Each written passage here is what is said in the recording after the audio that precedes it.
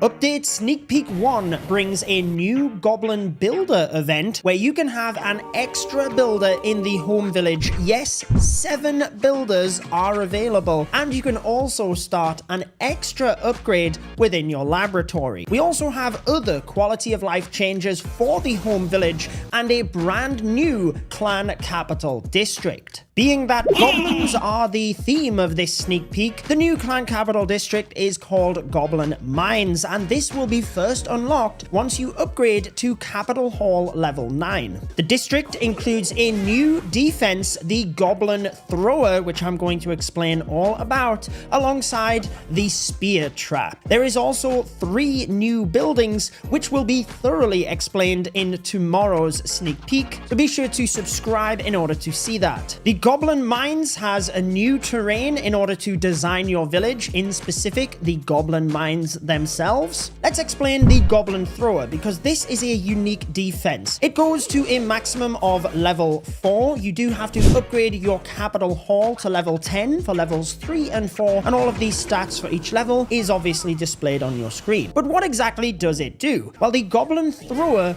targets ground-based troops. It has 5 goblin barrels. Each barrel has 3 spear goblins within it. It will deal splash damage to ground-based troops, so you might think I can use air troops in order to snipe this defense off. However, once the defense is destroyed, all 5 goblin barrels will be activated at the exact same time. So your air troops will then be under heavy fire from all of the spear goblins. Do note that each of the spear goblins will be upgraded in level as well as you are upgrading the defense itself. So the stats are displayed as to what that will be each and every level. This defense has a bit of a twist though, because whilst the spear goblins can attack both ground and air, any surviving spear goblins after the first attack will remain on the map for the second attack as well. However, if the defense itself has thrown all of the goblin barrels, it will not recharge for that next attack. Across the entire raid of this district, it will only have 5 barrels of 3 goblins. I believe this could be really useful if it is used in conjunction with other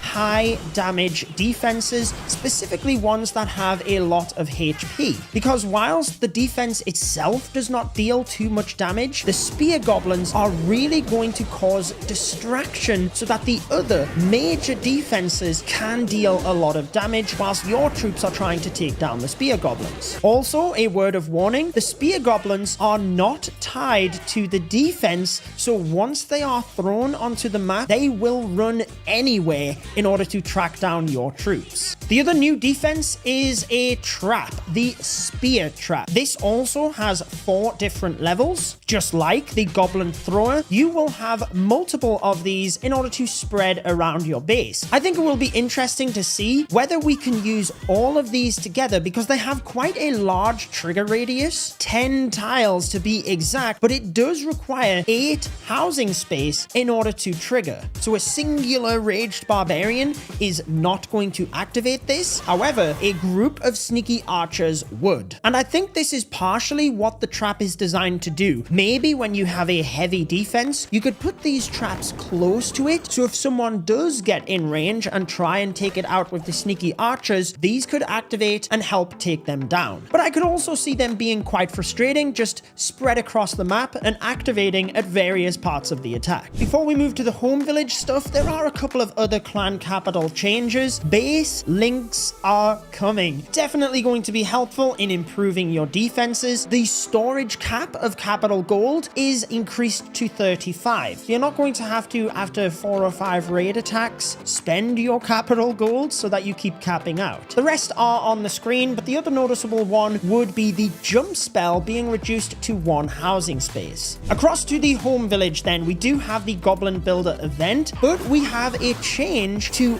every informational screen in the game. But also, we have a video that will showcase exactly what every every item does. Whether it is a defense to your heroes, the troops that you're upgrading in the laboratory, everything will have a little clip in order to provide a bit of education for players who don't quite know what it is doing. I recently did my video trying to fix my rushed base, but now Clash of Clans will give a warning message if you're trying to upgrade your town hall whilst a lot of your buildings aren't at a sufficient level. It does not stop you from upgrading, it just gives people a little bit of a heads up that you might want to upgrade your offensive capabilities before upgrading your town hall. We've always had a builder suggestion at the top of the screen, so you can easily see from the home page exactly how long is left in your upgrades. This is also now going to be the case from the laboratory, so you can easily see exactly how long is left with each upgrade, and also get suggestions on what you might want to upgrade next. The events tab now has a dedicated button to the bottom left of the screen. This is where any future challenge levels would live, but it's also where you can read about the Goblin Builder event. This is really interesting. I wonder whether they plan to bring this a bit more permanently in the future, or whether it's an event that they will just cycle through. The Goblin Builder will be available from Town Hall 7. If you do have, at the higher levels, auto unlocked and you've got the 6th builder, then this can give you a 7th